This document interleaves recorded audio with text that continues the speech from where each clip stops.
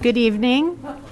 Welcome to the Pittsford Board of Education meeting. If you could please rise for the Pledge of Allegiance.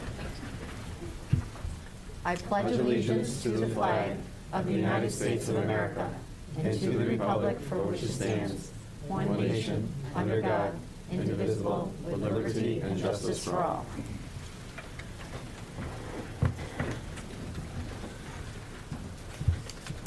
May I have a motion to approve the agenda? Second. Thanks, Pete. And Ted, any edits? All in favor? Opposed? Motion carried. May I have an approval of the minutes from August 10th, please? Seems like forever ago. Thanks, Sarah. Second. Renee, any edits? No? All in favor? Opposed? Motion carried. Board of Education reports. We are off to a great start. We have many meetings arranged. You can see the dates here that are scheduled. Just make sure that you pay attention to the venue because we had some dates that did not work with the DoubleTree, so our venue may be changing. So if you just make sure that you, Deb, I think you've reflected that in the board calendar. Thank you for that. We did have a legislative committee meeting last week where Robin and Sarah attended, and I was there as well. So I'd like Robin to report out what we heard. Yes. Robin, if you get your microphone. Oh, thank you. Thank you. The Legislative Committee of MIXPA met on Wednesday, September 8th, and these are highlights to our legislative update. At the state level, all are aware of Governor Hochul's mask mandate released on September 2nd. We are seeking clarity on the regular testing of unvaccinated staff, and our superintendents will be working with Dr. Mendoza and his team to develop the logistics and protocols. Other updates. We recently found out that most Albany staffers and our legislators do not plan to be back in their offices until session begins in January. Therefore, the usual December one-day trip that's usually scheduled is impacted, resulting in our committee not going to Albany in December, but a plan for a virtual format, depending on the need to advocate pre-budget. On the federal level, our MIXPA Executive Director Sherry Johnson reached out to Education Secretary Cardona, who replied with his pledge to, quote, work tirelessly to make sure our education system is a door to opportunity, a great equalizer for every American, unquote. Finally, Senator Gillibrand has co-sponsored a bill called the Universal School Meals Act that would provide free breakfast, lunch, dinner, and a snack to all school children regardless of income. The bill is currently in the Agriculture Committee, and we will continue to track the progress of this bill. The bus driver shortage resulted in ideas about advocating that we look for a different credentialed CDL license. Another idea was that we put more funding towards schools earmarked for drivers. That ends my report. Thank you. Thanks, Robin. Sarah, do you have anything to add?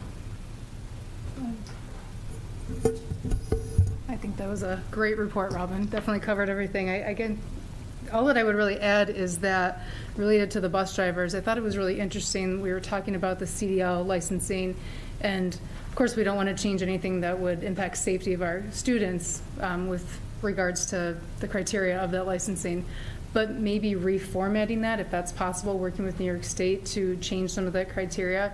It sounds like, as we all probably already know, that we're losing drivers to trucking companies because they can offer more competitive rates and everything that goes along with that. So if there was a way to differentiate between school bus driver CDL licensing and trucking CDL, that would be helpful to us and everyone across the state. So I'm sure we'll hear more about that in the coming meetings and trying to come up with a plan to work as a whole state to fix that problem. So, yes. Yes. I would just add in Darren's report, he's also going to share some of the impacts that the driver shortage has had on Pittsford as well. Yeah, it was a common theme across most boards that were there, so thanks for sharing out. I think you did an excellent job summarizing what happened at the legislative meeting. There's a lot on our plates, a lot of advocacy to be made, so looking forward to that. Other meeting reports, we do have a fiscal training coming up, Sarah and Jeff. I think you're aware of that, coming up in October, and if you could just let Deb know if you're planning to attend that. It's on the 16th of October. And dates to remember, we are closed on the 16th of September. We are also having a board tour on the 23rd of September. No visit, but we are going to be touring at 7:15 a.m. If I could just have a show of hands of those of you that plan to be attending that. Excellent. Okay. Remind everyone, no breakfast. No breakfast, right.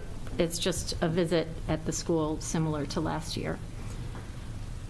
The 23rd of September, there's a Monroe County School Board Association Fall Law Conference that anyone is welcome to attend. If you're interested in attending, you can let Deb know. She'll RSVP on your behalf. Typically, the law conference, just for you, those of you who have not attended, it's about 8 until noonish. And it should be a great conference again this fall. And then the 5th of October is our next board meeting. With that, I'm going to turn it over to Darren Kinney for the financial report. Darren. Thank you. All I have tonight, as far as the report's concerned, is what I'll call the auction of beyond useful life equipment. We have 6 buildings and grounds vehicles, including a snow blower and a tractor. And we're trying this year 2 buses going through the Teetsworth auction. It's been very successful for the other products, and we want to see if we can get better revenue out of those items than we do through trade and allowance. Okay, may I have a motion? So moved. Thanks, Renee. Any questions for Darren? All in favor? Opposed? Motion carried. Okay. You want me to? Okay. So from an informational standpoint, I put some information together regarding where we stand with transportation, because it seems like you can't be on the news or watch the news without seeing something. But we continue to transport a little over 6,000 students daily to 54 different locations. As of about 4:30 today, that's up to 57. And approximately 500 routes covering 7,000 miles daily. So that's kind of our task before us. Darren, can I just Yeah. ask a clarifying question? So we're sending students to 57 different locations, minus the 9 Correct. in Pittsford. Correct. All right. So I think that's an important thing to let settle in for people, is that we're sending students to 46, 47, 48 different places outside of Pittsford schools. Correct. Thank you. Some of which out of the county even. So to give some perspective, if this was, say, 3 years ago or 4 years ago and we were fully staffed, we would have about 106 to 108 bus drivers. We finished the June 30, 2021 school year. We had 15 vacancies plus 13 people out on medical leave, so we were 28 drivers short. That's what we knew we were dealing with. We spent the summer doing things to try to target recruiting, retention of staff, and reducing absenteeism, as well as consolidating routes. And one of the key areas, as you know, and we've talked before, is going through the board policy and making sure we build routes according to that policy. So we were able to consolidate down to 93 routes. However, we only had 78 drivers, if you had talked to us about a week before school started. Some of the measures we put into place did attract some new drivers, but we did have some retirements, and anyway, a few people rescinded their retirement, and some people resigned. The hard part is we're 15 drivers short right now, and we average, looking at the data, 8 to 10 drivers absent per day throughout the school year. So that means if we have everybody, all the mechanics and all the people in the office drive as well that are certified, and they all are certified right now, we still wouldn't have enough to cover that. So the good news is, compared to a lot of schools that I'm talking to, we're actually in pretty good shape, but it's not in great shape to be in. I've been doing this for 30 years, and that's the worst it's ever been. Today, for example, in the morning, we had 3 people in the office / mechanics driving, and this afternoon, 6. So that kind of gives you a real quick thumbnail of where we stand. And Darren, I would also say that in my inbox today, I received several emails from districts that were canceling after-school activities outside of Pittsford because they didn't have drivers to take the kids home today after the normal end of the school day. I received an article this afternoon that in the Boston area, they're using the National Guard to transport students because they're so short. So if anyone in the audience is interested, if you really want to make a difference, we do have applications right here, and I'm not kidding. I'll bring a bus over and we'll do a road test tonight. Thanks, Darren. Human Resource Report. Sean. Good evening. For your consideration, we have first the professional staff report. We have a number of new hires, elementary and secondary full and part-time teachers, school psychologists, social worker, student services teacher, as well as school-related professionals, including educational assistants, CSC assigned paras, school nurse. We also have termination due to a position ending. We have an SRP resignation for retirement, and that's Mary Kay Kreinberg with 10.2 years of service at Thornell Road, so we thank her for that. We have 2 teacher resignations, SRP resignations, and finally, we have our coaching salaries for fall athletics, as well as athletic volunteer approvals for you. That's a lot. We've been busy. You have been very busy, yes. May I have a motion, please? Thanks, Jeff and Robin. Any questions? All in favor? Opposed? And I'm going to abstain because of the risk of a potential perceived conflict. Okay.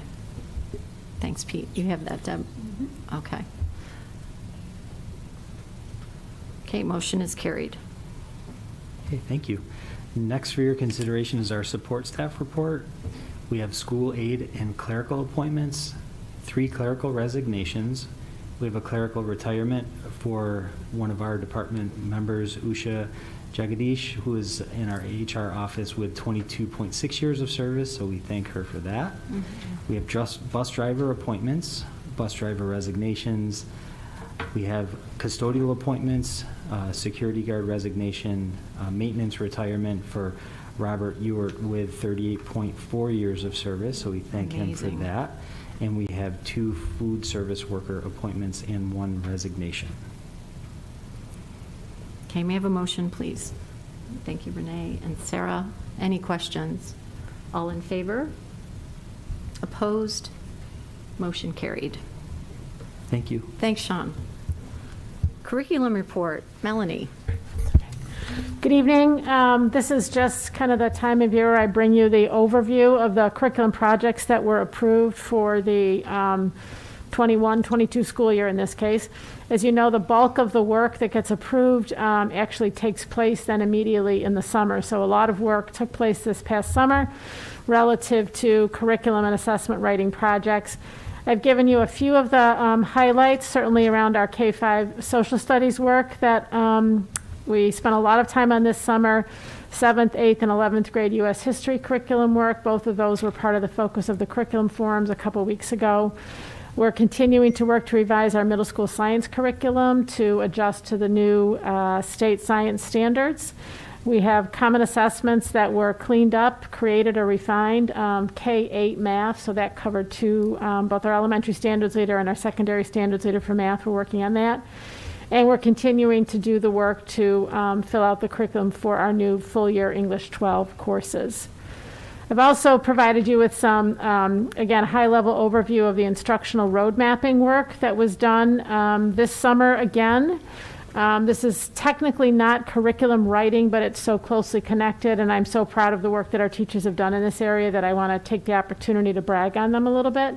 And I think this is one of the biggest silver linings of COVID for us, because the instructional roadmap work that was begun last summer, carried over into this summer, has really provided our teachers with an opportunity to come to consensus around the most essential learning for each of the courses that they teach, and develop roadmaps that pace out that essential learning, giving them permission to let go of some of the things that are nice to know but not necessary in order to make room for attending to some of the social emotional learning needs in their classroom, to go back and do some reteaching, filling up gaps, extending kids where they need extensions on some of that essential learning. So teachers came together, 49 secondary courses were mapped this summer, revising from maps that were created last summer, or in some cases creating new. The elementary level, we took a slightly different turn with this year, and we developed what we call guides to the essentials.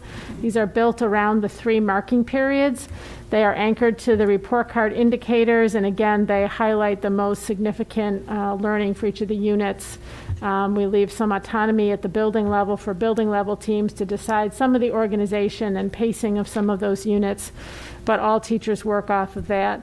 And the guides that we developed this summer, we built with significant teacher input, and then at teacher request, we built hyperlinks into those guides. So teachers using those guides can very quickly get to the curriculum unit, the common assessments, resources, report card indicators, et cetera. So we feel like we're building some really important tools that will provide for consistency and alignment of essential curriculum K-12. So that's it. Thank you. Thanks, Melanie. Special education report, Elizabeth. Good evening. The Special Education District Plan, CSE recommendations, and CPSE recommendations are all on the consent agenda. Then we need to have a board action on. Yeah, we didn't move the other one off the agenda, so let's go ahead and do the special ed district plan.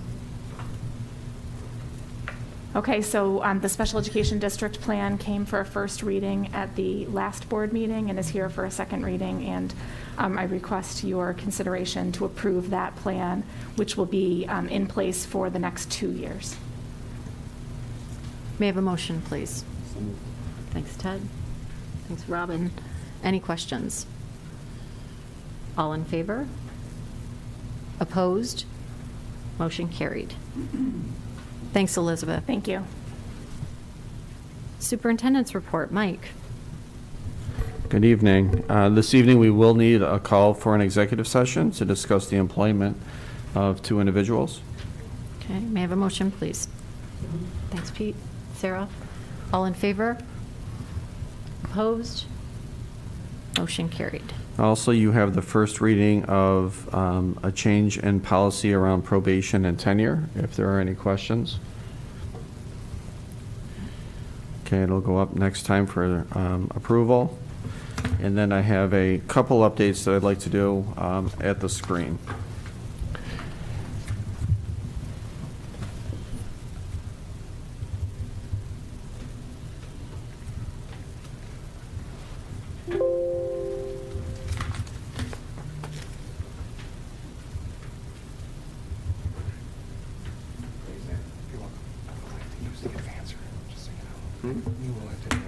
Okay, good.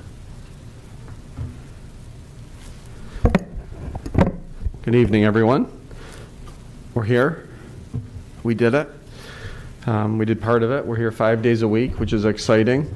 For opening day, many of us, the president and vice president, Melanie, and other central office team members went and visited all of the schools, walked through probably 50 different classrooms, talked to students, talked to staff, and have kept that up for the last 3 days. And by all accounts, our students are doing great, and our staff are doing great, and our families seem to be doing great, knowing that our kids are back in school full time.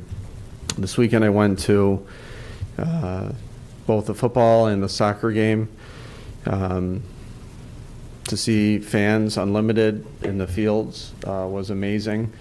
To see kids that were excited, have school spirit back was terrific. It's that feeling that we're starting to get there. So regardless of where we are now, I think it's important to understand the growth and the progress that we've made from where we were last year. We're certainly headed in the right direction, and it's a really super good feeling. So the slide I have in front of you is really what happened between our last board meeting and this board meeting, which obviously is something that is controversial. And in red, I highlighted Governor Hochul saying that I'm immediately directing the Department of Health to institute universal masking for anyone entering our schools.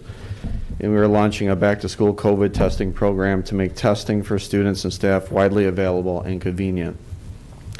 The sentence above, as it starts, says that the state has ordered all students, staff, and visitors inside school buildings to wear masks, a mandate that will not just apply to public school districts, but also to private, charter, and religious schools throughout the school. So if you think about where we were last time and where we are here, where we are now, last time we were talking about metrics to when we can take masks off or make masks optional, and now we're talking about a mandate for masks. And I think that's going to be that give and take that we're playing with for a little bit. This is public health law, so this isn't a rule that falls upon the board to say take the masks off our students. It's not a law that the superintendent can undo. It's something that we're contending with right now, but it's also balanced with knowing that our students are back. It's also balanced with the fact that we are outside, unmasked, having fun, cheering each other on with school spirit. It's also balanced with all of our clubs back together, all of our kids in person. Everything that happens in school normally is happening in school right now, but for now we are contending with the masks. I would also say that I get that the masking part is tough for many, and it certainly is causing a level of vitriol on school boards and superintendents. I would encourage you to keep your voice up and be heard if it's something you disagree with, but know that this is not something that the Board of Education, it's not something the superintendent did. It's a public law that we have to follow. Having said that, our primary jobs right now is to make sure that while our kids are in school, that they're having the best possible experience. So given that, I will share two hiccups that we've had so far, I think. One has been around lunches. The second one has been around free periods at the high school. So just to give you a little background, lunches used to be, so I was a middle school principal, and the cafeteria was it's a free-for-all. So it's something you just have to see to experience. I think that's why we don't invite middle school parents to the cafeteria. But probably the most concerning part of lunches is that we're unmasked and we can't be 6 feet apart. And because we can't be 6 feet apart and we can't be masked and we are eating, that we're doing our best to try to walk that fine line between allowing kids to eat and socialize, but getting their masks on within a 15-minute period. And the reason that 15-minute period is so important is part of the stuff that's out of our control. So we can control our practices and protocols within school, but when it comes to health protocols from the county, that's outside our domain. So if you are a close contact or decided to be or designated a close contact for someone that was COVID positive, and you had your mask off for more than 15 minutes, then we can't say whether or not you're quarantined. The Monroe County Health will then call you and say you're quarantined. So we have no control over that. Our goal right now, one of our many goals, is to keep students in school. And one of the ways to keep students in school is to make sure that they're masked for that minimum amount of time, so that they're not pulled out for quarantine like we've seen in many, there's so many examples. So we want to prevent that. We're trying to take a pragmatic approach to dealing with the governor's ruling and public health law with the practicality of students in school and eating lunches. So we've had some snafus. We are cleaning them up, as this is day 4, I believe, of school so far. And I would encourage people, if they have concern about anything that's happening, you do not have to. You're certainly welcome to go to Facebook or social media. But I would say if you're genuinely concerned about how your child is feeling, go to the building principal. Just pick up the phone and call. Say, here's how my child is feeling. Here's what they're reporting. And let us work with you. If we can work with you, we will 100% work with you, and we'll get to a positive resolve. So I would encourage that approach if possible. The second part, I think there's a little snafu, is that we've had free periods for 11th and 12th graders at the high school, which means that if you had a study hall or not a class assigned, that you basically can go anywhere within the school. And we decided this year, for the sake of contact tracing right now, to start things tight and have students attend study hall so we can record where they are at that point, and then loosen up as the year goes on. And when I say as the year goes on, we're already making plans now to help facilitate students getting back their free periods for 11th and 12th grade. And looking at the county numbers, again, based on whether or not you believe in them or not, they are what they are. We perceive them as we perceive them, and they are certainly seem to be plateauing and possibly going down, which means that we're in a position now after day 4 to consider bringing back those free periods for 11th and 12th graders. So the governor also shared here that she was going to work to require vaccinations for all school personnel with an option to test out weekly. And so I just want to share what that part of that law is going to look like. So the New York State Department of Health ruling 2B, this is for students, requires school districts to offer weekly testing to non-vaccinated students. So instead of limiting it to non-vaccinated students, on tomorrow, families are going to receive an email from me letting them know that on Friday to look for an email from Qualtrics, which is the health screening software company that we used last year. And it's going to ask you for consent or non-consent for testing, for regardless if you're vaccinated or non-vaccinated. And I think this is an important point because people are all over the spectrum with regard to their perspective of testing. There are people that are fully vaccinated that want to be tested. There's people that don't believe in vaccinations. There's people that don't believe in testing. There's people that don't believe in both or one or the other. And so we're trying to be inclusive in this approach. So we're going to offer consent to everyone. And then we will take that consent that will be housed in a 2D law compliant software where we will then have consent from the families that would agree to be tested randomly. And then we will randomly select 5 to 10% of students each week and staff each week to be tested. And that will give us a really good pool across the district of how we're doing relative to COVID. So this seems to be a win-win, where if you don't want to be involved in that, you don't have to be. If you want to be involved, you can be. So on Wednesday, which is tomorrow, I'll send out an email notifying parents to look for their email on Friday. On Friday, you'll receive an email from Qualtrics asking for your consent or non-consent, and that window will stay open through the end of the month.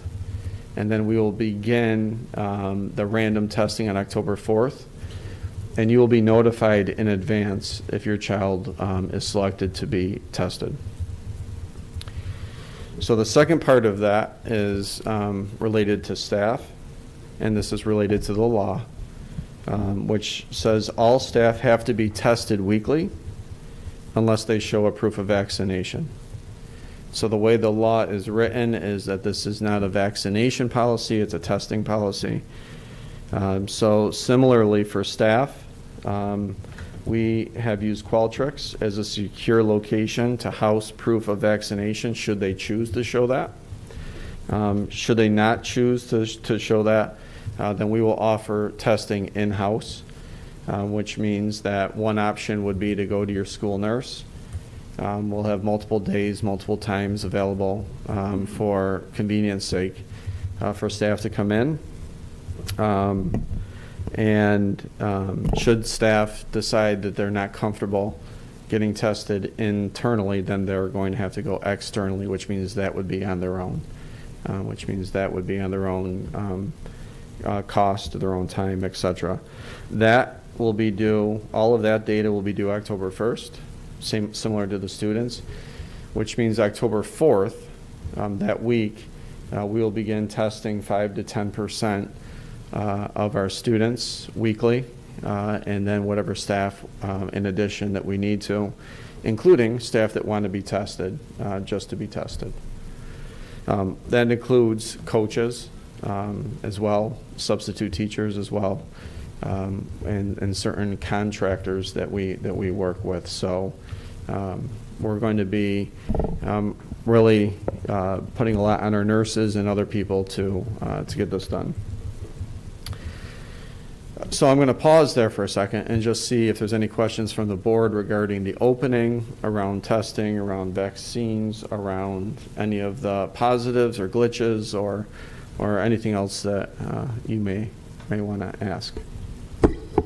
Mike, just curious, who's paying for the tests? So today I picked up 2,000 tests from the county.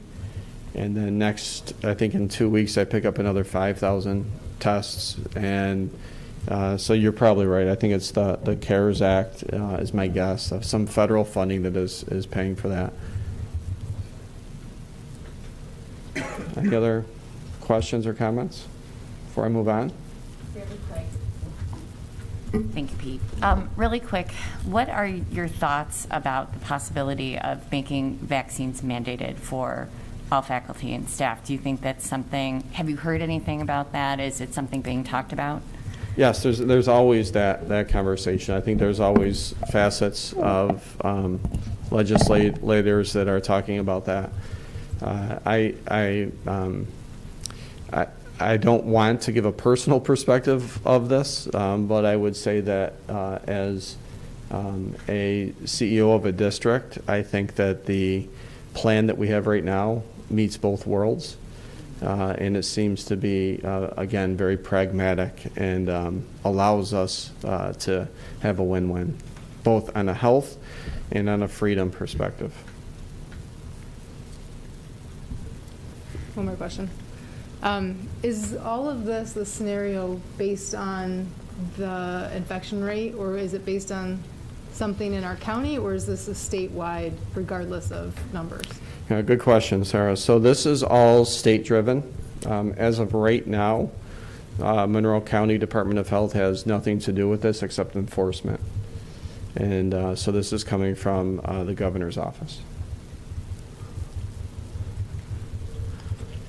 Any other questions? Can I just say it's actually awful to start a year to talk about this, because there's so much good going on in the district. I mean, there's 10 billion things that are going great, But this is our reality right now. This is what we're going to push through. And we're going to do it, again, with as much empathy and sense of compassion as we can. Todd? One quick question. Have you been given any indication on what will be done with the data and what the impact could be from the data that's collected from the testing? So that's a loaded question. So the data, my guess is that the data is going to drive the county numbers down, is my guess. So last year we tested several thousand people within our schools, and we had, I believe, 1 positive, 0 to 1. And with all the districts doing that, I believe it's going to drive the positivity number down, which can help with maybe potential perspective and policy change.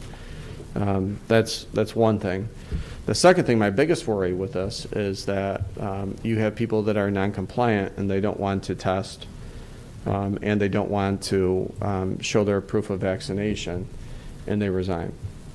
And that's our unfortunate reality. And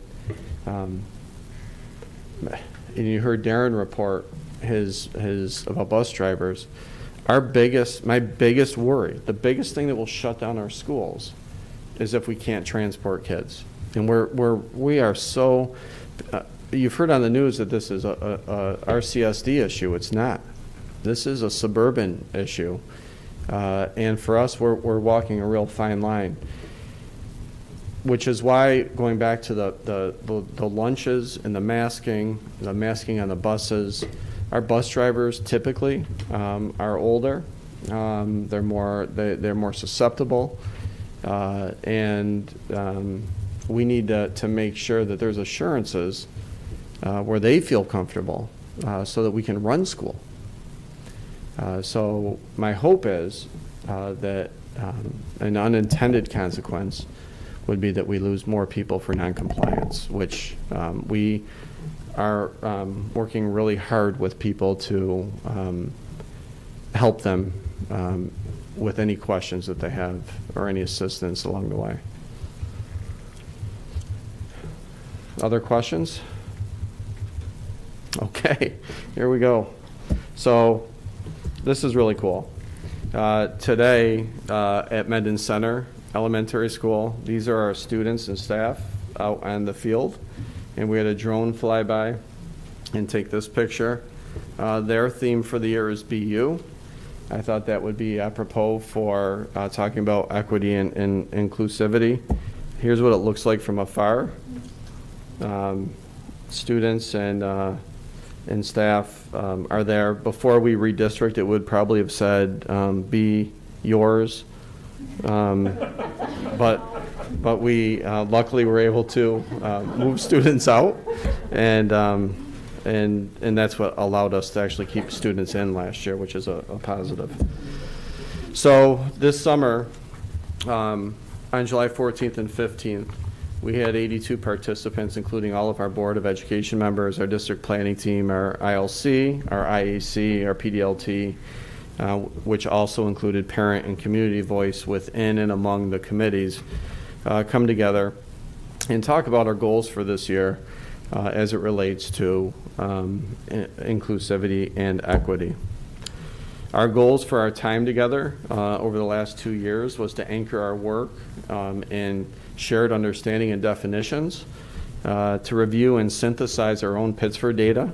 So we didn't go outside of Pittsford. We looked at our own data.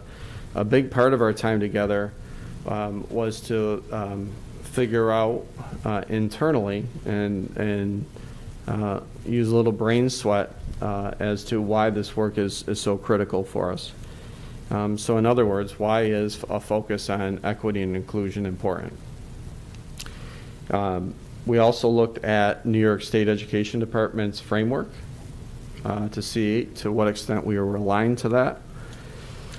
We unpacked our equity policy, which is a whole process into itself. And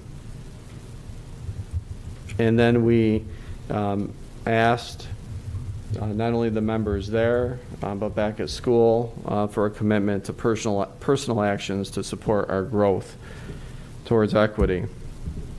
So some of the terms we reviewed were around diversity, all the ways we differ, anything that makes us unique as part of this definition of diversity, including our difference in thought. So as I look in this room right now, one of the things that I know for sure is that there's diversity in thought. And that's important because we're all together in an ecosystem and we have to learn how to live together with that diversity of thought. We talked about inclusion and inclusivity. I'm going to skip down. Inclusivity is taking diversity and inclusion and turning it into action by creating a school environment of engagement, respect, and connection where ideas, backgrounds, and perspectives are tied together in a caring environment.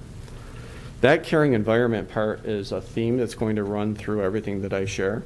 That's me as a superintendent saying that the number one thing that I want in our schools is a caring environment. As a dad, I want my students to be, my children to be in a caring environment. I would think that as parents, you would want your children to be in a caring environment. That's something that we can just say that we're doing or take it for granted, but you need a sense of intentionality for that to really happen. And so we are formulating a plan to intentionally make sure our students are in a caring environment. So there's a lot of outside controversy around this topic, however you want to frame it. And I keep referencing this wheel to staff and the family, and the family's community, to our board, and to others. That wheel that you see are the kids that walk through our door. They're the families that come to us. This is Pittsford. So in Pittsford Central School District, we have students of different genders, different races, different ages, different religions. We have a wide range of socioeconomics, et cetera, et cetera. And our job, and I'm steadfast with this, every single person on that wheel, regardless of where they land or the multiple places that they land, need to feel like this is a place where they can come, where they're comfortable, where they know that they're cared for, and us as a community need to support that. It's a non-negotiable. This is something that we have to do to make sure our kids feel supported in our schools. I'm going to give you a quick example. Darren talked about buses today, and you see the fence around equality and equity. Equality meaning everyone's equal, right? So you see some people not even be able to look over the fence because they're all standing on the same box. And then you see the next one where equity means you're helping those that need a little extra help. And then there's actually a third slide, if you wanted to see it, which had no fence there. Our urban-suburban students, for example, need support from us right now. Our Rochester City School District is not able, we're finding out daily different pieces of information, able to support our urban-suburban students in getting to school in a timely manner. They're not able to take our students back for after-school activities. So that's an example of that fence right there. Our urban-suburban students don't need that fence. They're already getting up at 4 in the morning. They're making a commitment to get up at 4 a.m., to get on a bus, to possibly get on another bus, to get here on time for after an hour and change of a ride to get here for school. So when I think about equity, I think about what it means to support all of our students. And right now, because of where they live, or where they were born, or where the family they live in, they can't have the experiences our students have right now. As of today, our urban-suburban students, we can't find a way right now for them to participate in music, art, some athletics after school because there's no ride for them back home. The RTS stops now are limited to Sutherland High School. And they, instead of going every 15 minutes, they are now going every half hour to hour. And then think about what that's like in the winter. So when I talk about equity, I'm talking about helping students so they can be on the same playing field.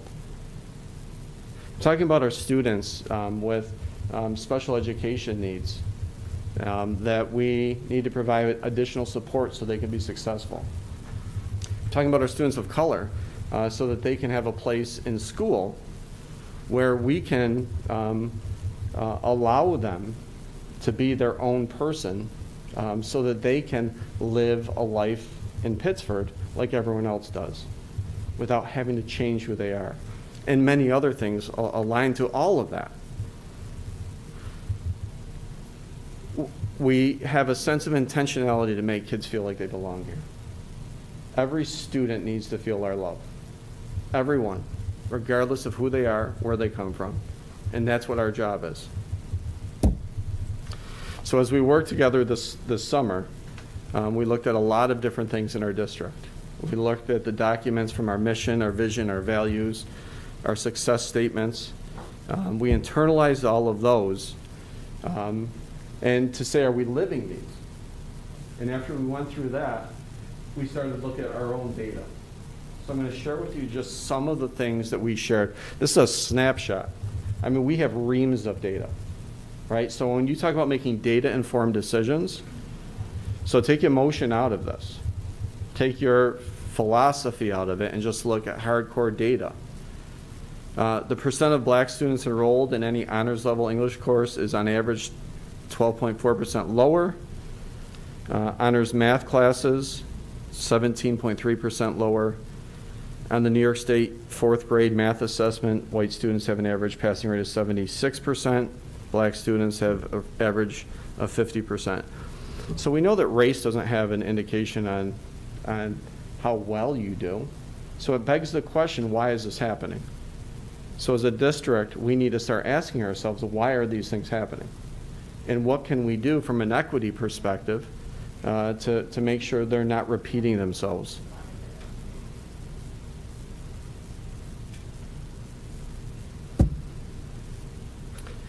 And it goes on. Low-income students are 30% likely to graduate with a Regents diploma with advanced distinction than non-low-income peers. That's in Pittsford. So how can we assist our low-income students to do better? What is it that our low-income students need to thrive? And it goes on. So if we go back to this wheel, what does the data say about this wheel? How can we help our students from an equity perspective so that all kids are feeling that same level of success? And then we talked about our why. So why is this work important? So to give this perspective, this was primarily work that took place over the 2 days that we were together. And it was a document that was ever changing. It was growing. We had 10 tables of about 8 each. And we just looked at our data, we looked at our belief statements, we looked at our equity policy, we looked internally, and we said, why is this work around equity and inclusion important? And I'll just share with you what came from each of the tables. Our why is that we want to empower our students to be their authentic selves, exercise their voice, connect across lines of difference, and access their potential. I don't know who can argue with that. Equity and inclusion are essential in our schools because our students are complex individuals bringing unique experiences. We have the responsibility to provide the opportunity for all students to succeed and thrive in school no matter who they are, where they live, or where they come from. We recognize that we must be intentional in this journey. Our district is an ecosystem, with every individual a piece of a bigger picture. Each piece is critical in of itself and critically connected to countless others. For our students to do and be their best, we need to ensure they feel represented, respected, cared for, an important part of our overall system. In alignment with our mission, vision, core values, We acknowledge our school community is diverse, and these differences should be recognized and valued so that our students can positively influence the world and our district can realize the promise of public education. I'll let you read these.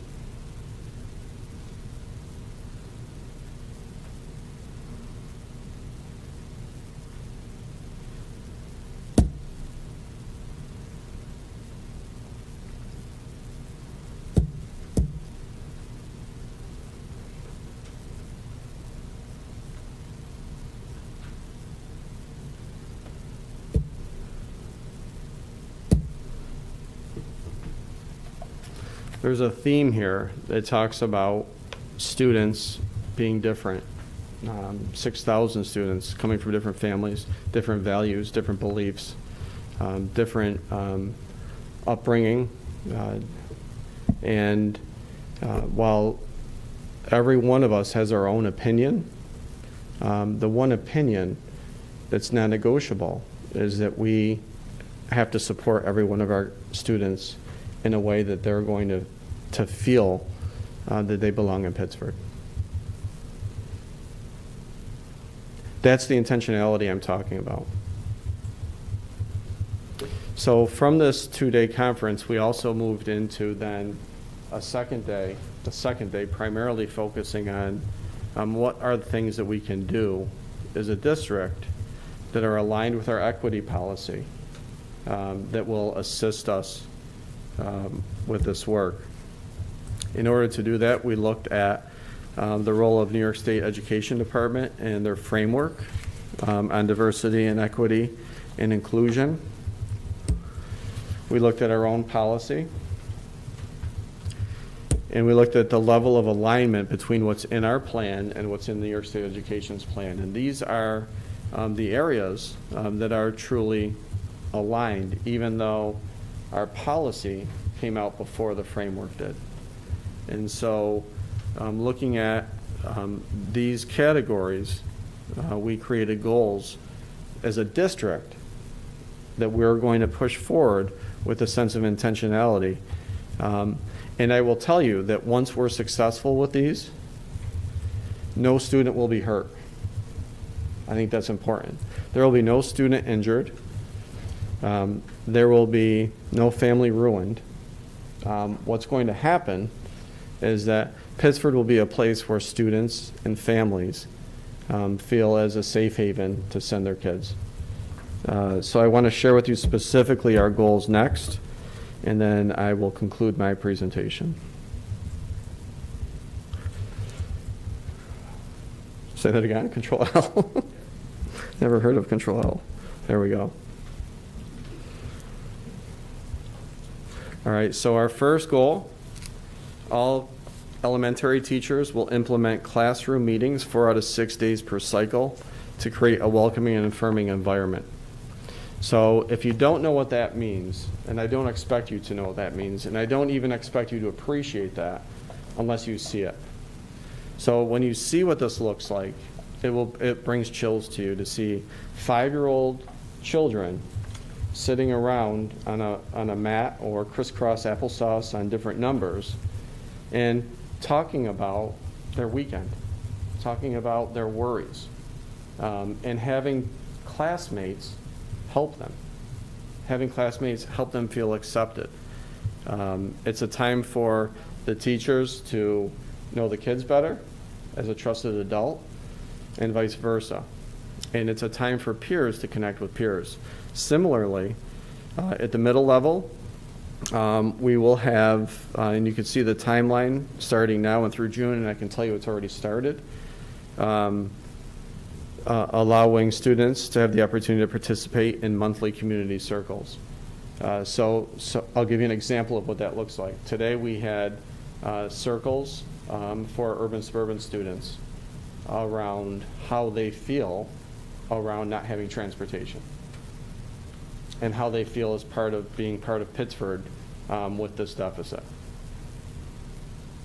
Pretty powerful. The third bullet, our high school buildings, ILT, our instructional leadership teams, will create a process to improve student voice. Instead of the adults having all of the voice, we want our students to have more voice. We will report at our board meetings and other areas around progress to what that looks like. Invite diverse voices multiple times throughout the year to engage in two-way dialogue, respectful, around topics that will contribute to the success and achievement of students. So in August, we had 2 forums around curriculum, and appreciate the people that attended that. That's something where the topics will change throughout the year, and that will be an ongoing process so that we can have an open forum where at board meetings you have public comment where you have 3 minutes, as you can see by the timer up there, where you express an opinion. Forums will allow you to express in dialogue.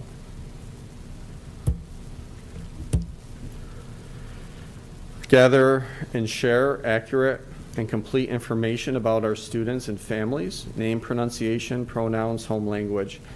So one of the things that we use as a database is Infinite Campus, and we don't maximize that. So when a teacher gets a class list, for example, that teacher doesn't know the child's preferred name, preferred pronoun, etc. So that is something that our CIO is going to look at trying to build in to our system. Annually, our data team will generate reports to show measures of achievement, enrollment, discipline, attendance, and special education classified disaggregated by subgroups. Our HR department will establish connections with 10 colleges with teacher education programs that represent our diverse student population, with a goal of increasing our hiring and retention of diverse teachers. We will post on our district's website our value around a diverse workforce so that our community at large and beyond can see this as something that we value. We will explore options to make district communications accessible to staff in their preferred language, especially our custodians. A lot of our support staff are non-English speakers as their primary language, and being able to communicate with them in their language would be respectful. We will create a media campaign. I love this one, including a video montage showing who we are,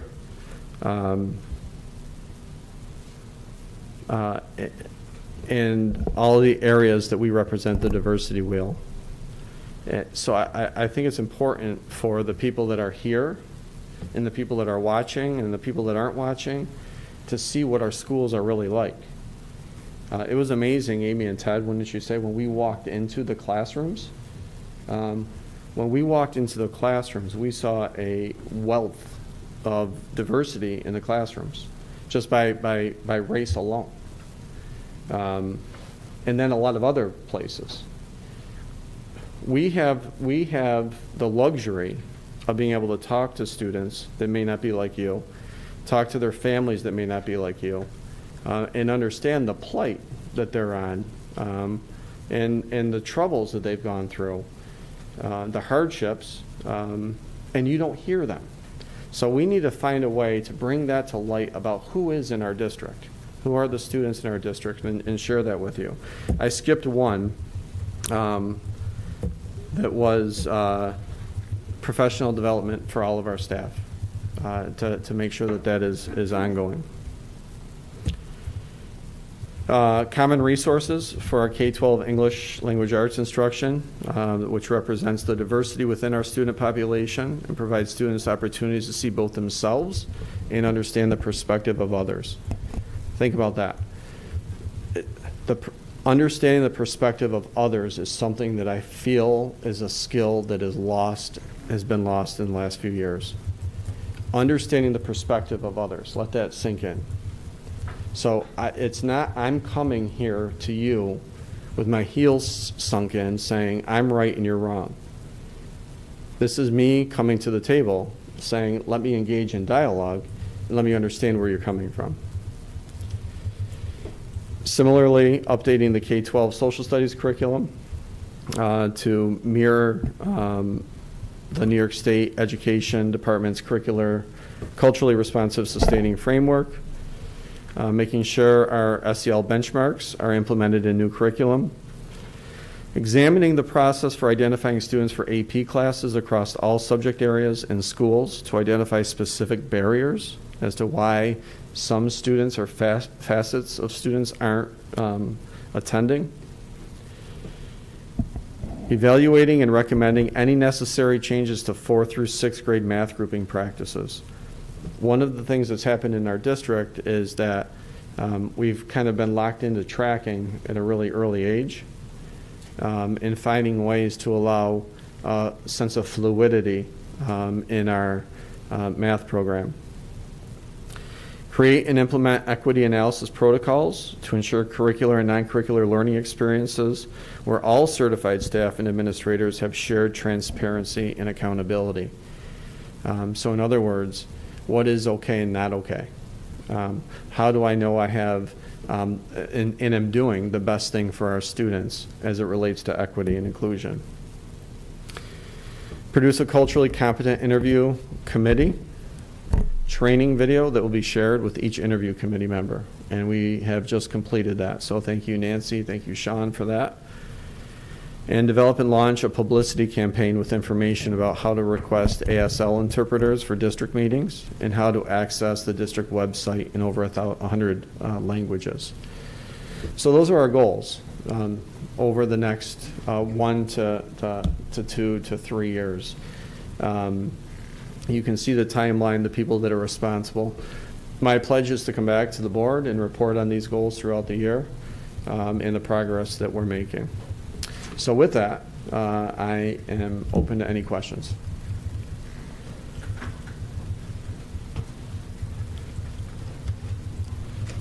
Most of you are here for this work, so. Yeah, and I think that's why we don't have many questions, because we were in a 2-day workshop where so much of this work was so powerful, and it's been ongoing for a number of years. And I think to see it actually in writing what the goals are and where we're headed is just amazing. So I am very thankful to have been in the room with all of you and district leadership and parents. It was a wonderful 2-day workshop. So Thank you. I'm excited. And Nancy, can we make sure that I'll send these to you tomorrow? You can post those to the website. Okay? Thank you, everyone. Thanks, Mike.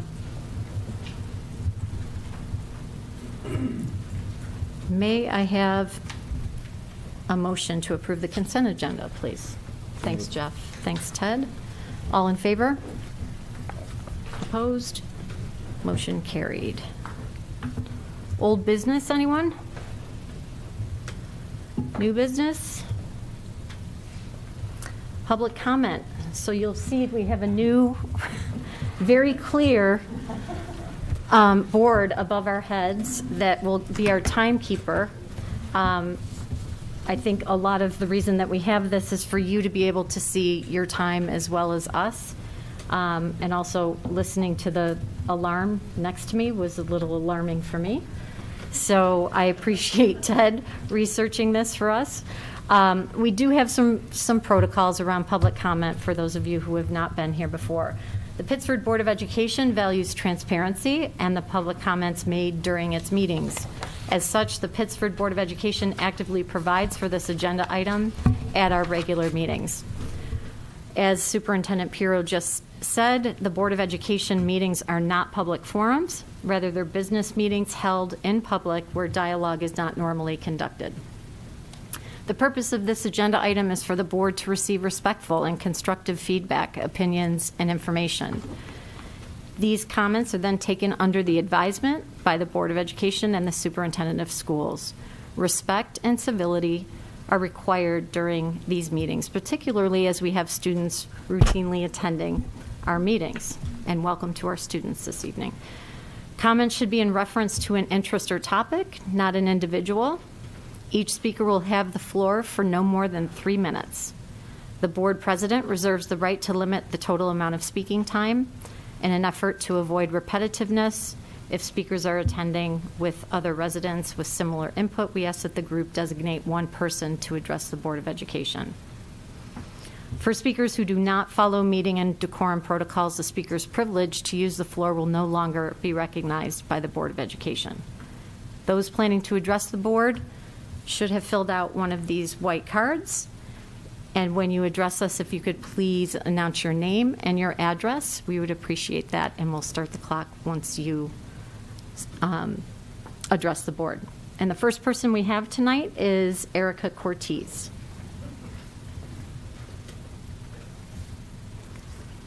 Hi, I'm yielding my time to Jane, sitting over here. Hi, good evening. Hi, Jane. Hi. And your address, please? Elmwood Avenue. Mike, I would like to thank you for the segue into my presentation this evening. To take off of Mr. Piro's theme of a caring environment and understand perspective of others, I am presenting to you. We always teach our children to put themselves in others' shoes to understand how they feel. At first, our family thought we were alone in how we felt. As we have learned, there are many others. While there may be overlapping concerns, each family's situation is unique. I'm going to outline our family's experiences for a short time in the Pittsford public school system, so maybe you can understand our displeasure and our frustration with our interactions. Pittsford Central School District has been stressful and frustrating for us, and we are happy that it was short-lived. As a scientist for many years, I look at data and trends and draw conclusions. Perhaps many of the events we experienced are unrelated coincidences. Let me walk you through our timeline. My son started Pittsford in the 10th grade and was he not only not encouraged to take advanced courses, he was discouraged from pursuing advanced diplomas. He was determined anyways and pursued this path. I know we've been over this many times, but his exceptional third and fourth quarter grades were erased, and he was given the same grade as students, some of which were completely disruptive and disrespectful in his classes. This was infuriating and demotivating to him. I requested to meet with someone to review the policy, and the only way I was able to meet with a person was to go into the school and refuse to leave until somebody met with me. I was told this was the policy and we needed to think of all students. This was confusing to me, but I guess it connects with further things I was told. We have requested many times for details and never received specific answers other than that's the policy. I did receive the letter dated June 30th of this year that stated this has been explained to me many times, and no, it has not. It has just been told that's the policy. I contacted attorneys from Syracuse to Buffalo, and one attorney told me schools discuss the inequities and how students could have access. Many attorneys were hired by school districts. How much of taxpayers' money has been spent by school districts on attorneys?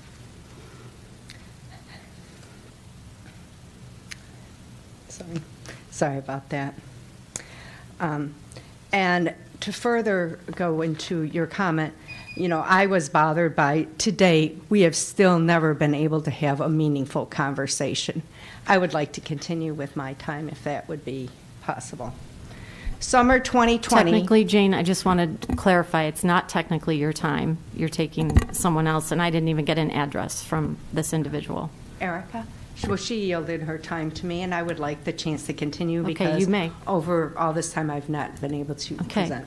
you may. Summer 2020, as we watched our country burn and be destroyed, a Pittsford School District official posed with BLM and sent an email to parents. When we requested was the same going to be done with any of the organizations supporting police, so our youths are getting an unbiased message, we never received a response. Late 2020, our son was scheduled to take 3 dual enrollment courses in the 2020-2021 school year. My son did not want to risk being stripped of his grades again, so we enrolled him directly with a college. We were struggling to find out what his schedule was going to be for the 2020-2021 school year so we could do his college coursework. After over a week of unanswered calls, I had to go to the school in person and again refuse to leave so somebody would meet with me. I was told if we needed to know his schedule to enroll for the college classes, we should homeschool. Our family found the attendance system for the hybrid days for the 2020-2021 school year frustrating and inconvenience, as many times my son was working on his college class and would forget to push the button on his cell phone and was marked absent. This happened numerous times.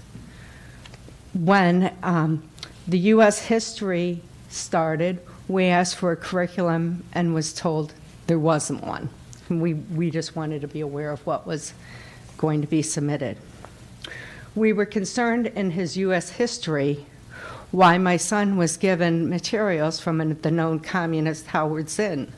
Why were these materials collected back from the students and not sent home like the other materials?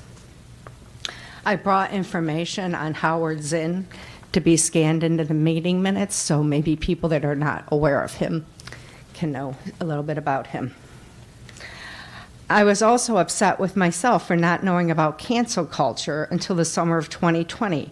I had no idea where this came from.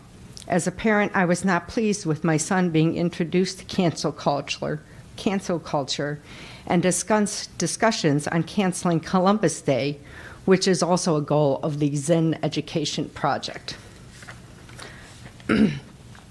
As the fall semester progressed, due to the stress of our interactions with the Pittsford Central School District and a significant amount of time, we transitioned back to homeschooling. Okay, Jane, that's it. Thank you. Time is up.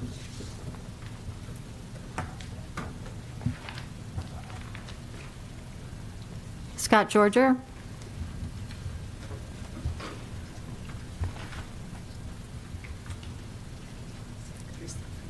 Thank you.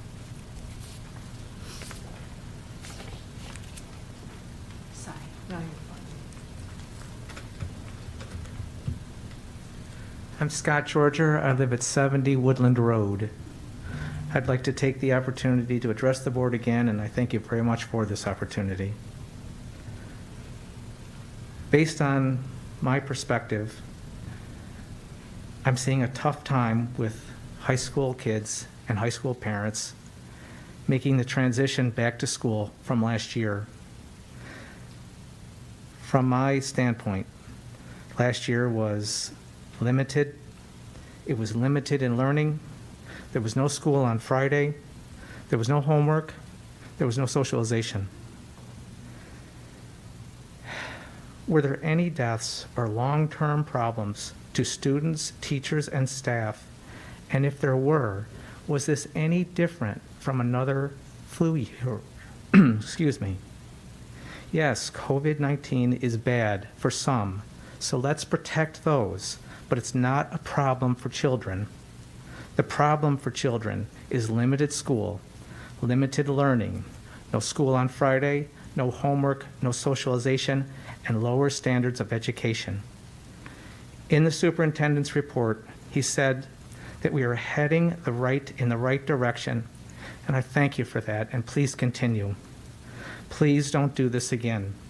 You are destroying, and we are destroying, a generation. Did the actions taken last year and the year before that do anything to stop the spread of COVID? Thank you. Scott, can I ask you to just come back up for a second? I'm not going to disagree with anything that you said. I agree. Last year was not a year that we want for our students, and we never want to repeat that again. Thank you. So I want to thank you for that comment, and I want to thank you for your decorum as well.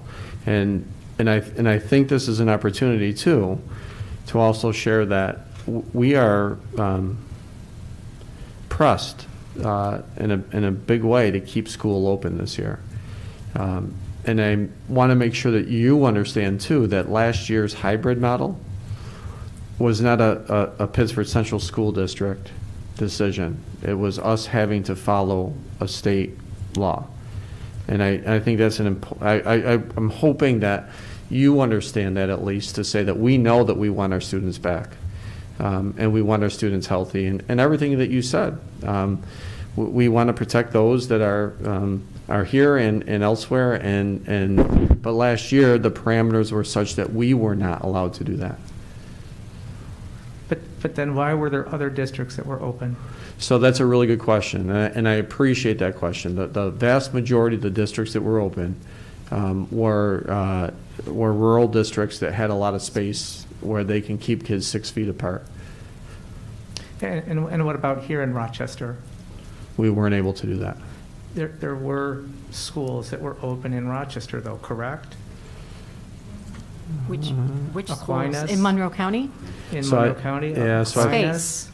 And so it was Harley. Yeah, those are space as well, and I don't want to necessarily go back and forth around that. But my biggest point was I want you to know that I appreciate what you said, and if there was a way for us to say we're not going to pay attention to these laws, we're going to have kids full on, but we didn't have that option. I understand what you're saying. However, I'm not sure that that's what the law specifically said as I read it and I understood it. Yeah. But thank you. Thank you. I appreciate it. Thanks for your comments Scott. tonight. And finally, we have Lillian O'Donnell. Hi. Hi, welcome. So I'm Lillian O'Donnell. My address is 473 East Street. Okay. So, hello. My name is Lillian O'Donnell, and I'm a senior at Pittsford Mendon High School. Today I'm here to speak to you on behalf of the student body of both Mendon and Sutherland in regards to upperclassmen free periods in a policy in a COVID world. I know we spoke about this a little earlier, but school has changed quite a lot in the past year in unprecedented ways we've never experienced before.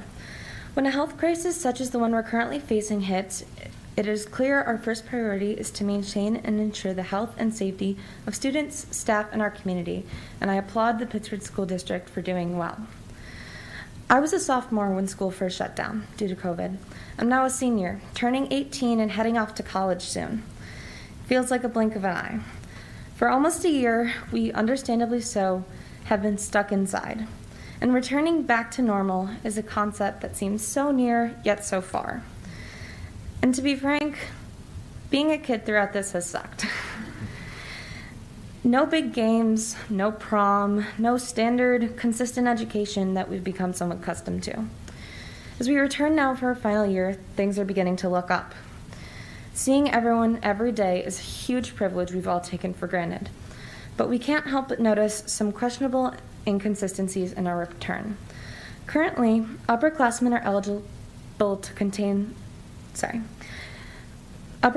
eligible to obtain lunch dismissal, allowing us to leave the building during our lunch periods.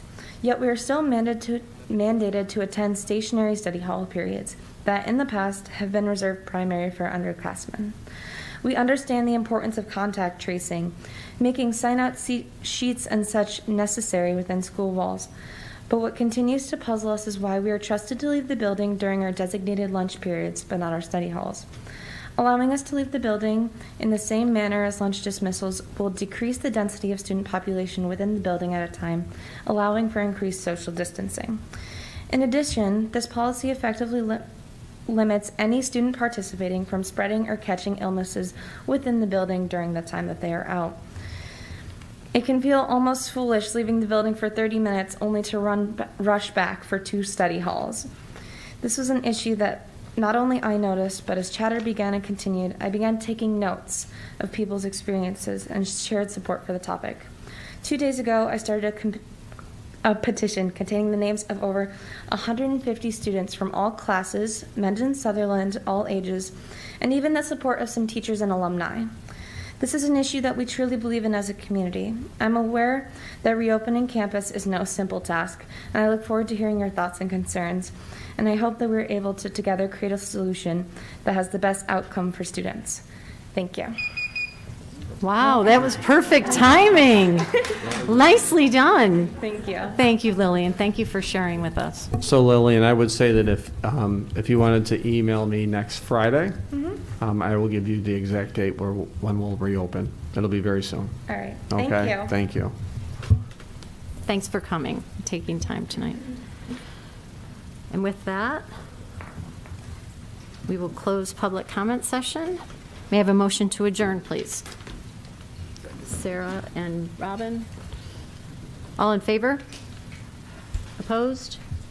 Motion carried. Thanks, everyone. Thank you. Thank you for joining us.